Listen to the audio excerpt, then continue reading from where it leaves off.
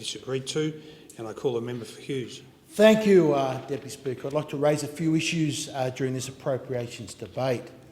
Firstly, and I would sadly like to greatly criticise the decision of our Paralympic movement to discriminate against the Paralympic athletes.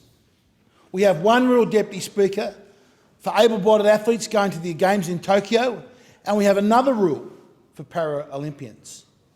Now, Deputy Speaker, if you are going to the Olympics in Tokyo, your decision to take a COVID vaccine is up to you. It is freely available, but it is not mandatory. There is no requirement from the Japanese government. There is no requirement from the Olympic movement. There is no requirement from the Australian Olympic movement.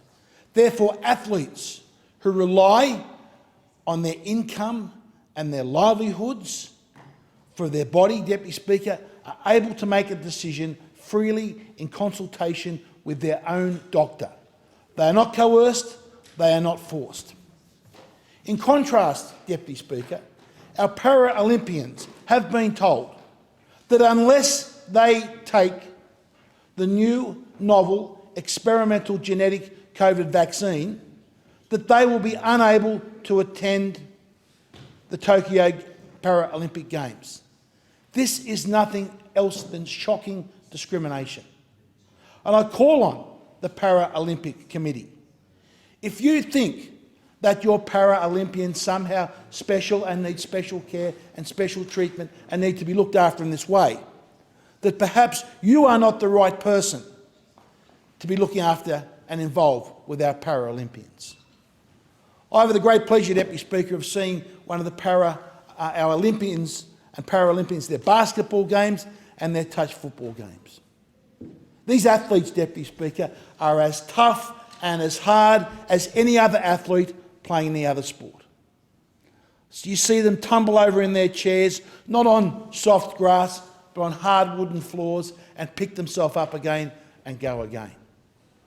The fact that they are being discriminated against is a shame upon our nation, and it's a shame upon the organisers of the Paralympic movement. I call on them to please rethink this. We should not be using coercion to force someone to have a vaccine against their free wishes, and to take away that freedom, Deputy Speaker, that they may have trained for 10 years for their one moment to go to the Olympics, and have that taken away is shocking and is a disgrace, and the Paralympic movement need to follow the science and the evidence and to end this shocking discrimination. The second